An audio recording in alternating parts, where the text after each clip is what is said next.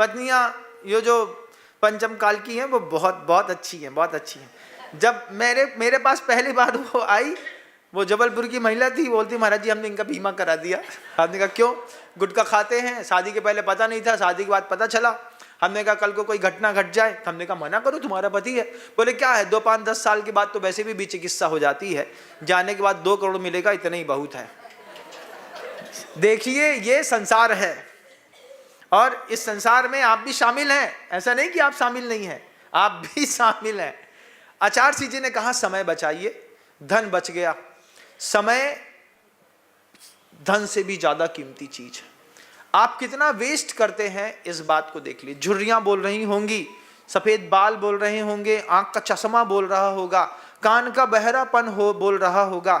एक बार तो अपने आप से कहो, ऐ जाते हुए लम्हों जरा ठहरो, जरा ठहरो, मैं भी तो चलता हूं, है ना। तो अपने लम्हों से नहीं कहते आप, बोले लम्हों तुम निकल रहे हो तो निकल जाओ, दुनिया का सब में सबका समय निकल गया। समय जो समय को समझ ले, समय सबसे बड़ा बलवान है, समय ही सबसे बड़ा धनवान है। समय पर समय को जो समझ ले वो सबसे बड़ा भाग्यवान है। आपका भी समय बहुत थोड़ा बचा होगा और जो थोड़ा बचा हुआ समय है उसमें आपकी परिणति भी इन्हीं चीजों पर लगी है।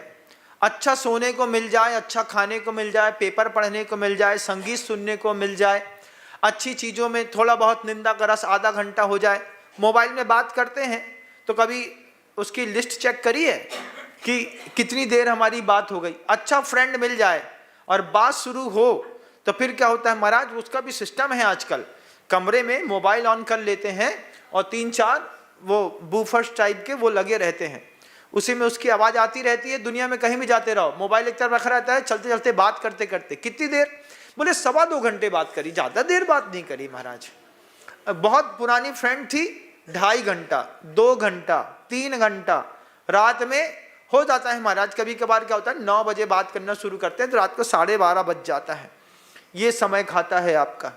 अब माला के लिए समय नहीं है, क्योंकि माल के लिए बहुत समय है।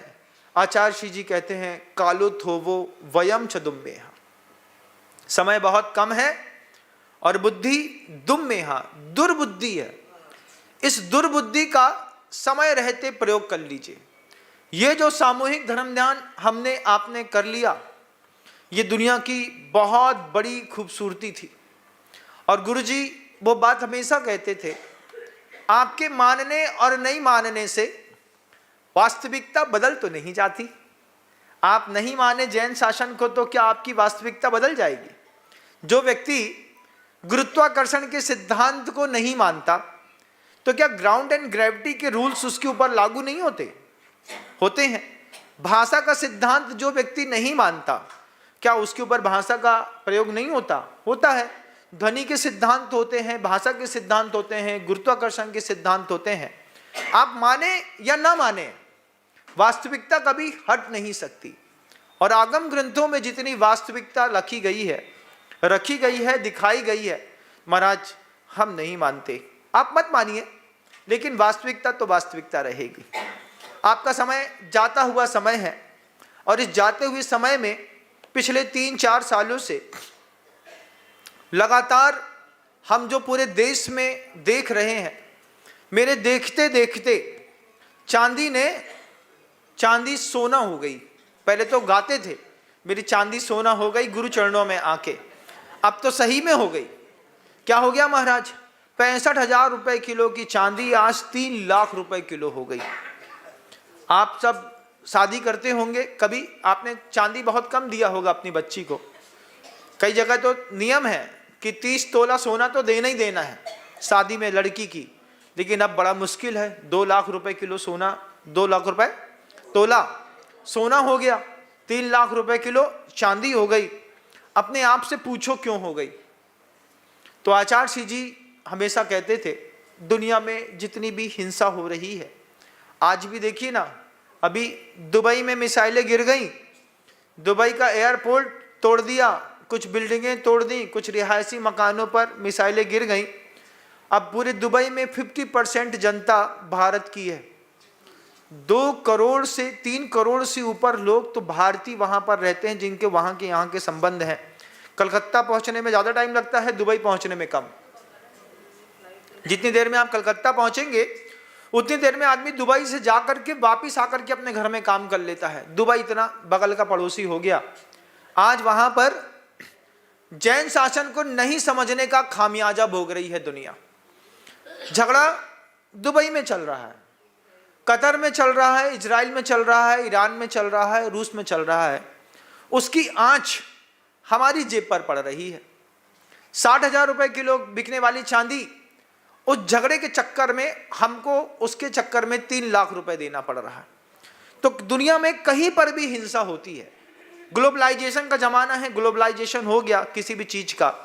अब सब चीज की कीमत एकदम से जंप मार रही है। 4 दिन तक वहां पहले 4 दिन पहले वहां कुछ नहीं था। चांदी 2,30,000 40,000 रुपए में टिकी थी। जैसी मिसाइल बम दुबई में गिरना शुरू हुए, रात भर में 60,000 रुपए बढ़ी, आज 3 लाख पार कर गई चांदी आपकी। अगर मान लो ये 15 दिन फिर रुक जाता है कार्यक्रम, विवाद होते रहेंगे, रुकेगा तो कोई है ही नहीं। किसी देश के राष्ट्रपति को मार देना, किसी देश के मुखिया को मार देना, ये कह करके कि हिंसा के युग का अंत हुआ है, उसके पीछे भी कितनी हिंसा हो रही है। आचार्यों ने हमारे यहाँ एक कारिका लिखी है, विहाय धर्मम समशील लांछितम दयावहम भूत हितंकरम मदोद्दता अक्ष कसाय वंचिता वदंत हिंसाम अपि दुख शांतये। हमारे यहाँ गुरुदेव ने ये कारिका लिख करके पूरी दुनिया को सचेत किया कि दुनिया तक अगर ये कारिका पहुंच गई होती तो क्या कारिका कहती है, विहाय धर्मम समशील लांछितम। धर्म कैसा था? सम मतलब समता वाला था और शील वाला था। 2 धर्म की बड़ी खूबसूरती थी। तो उसके लिए क्या किया? विहाय धर्मम, वो समता वाला, वो समानता वाला, वो इंद्रिय के दमन वाला धर्म तो छोड़ दिया। विहाय धर्मम समशील लांछितम। और कैसा है? दयावहम भूत हितंकरम।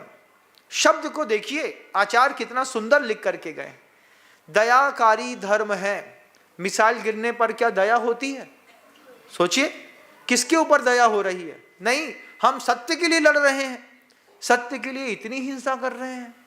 सत्य की किसकी रक्षा हो रही है बताइए? कहीं पर भी एक मिसाइल गिरी, उस मिसाइल गिरने पर पूरे विश्व की जेब बजनी हो गई। आपके यहाँ केसर कल 220 रुपए थी, आज 280 रुपए हो गई। 60,000 रुपए किलो केसर का रेट बढ़ गया। मखाना 1,600 रुपए किलो बिकता था महाराज, 2,400 रुपए किलो हो गया।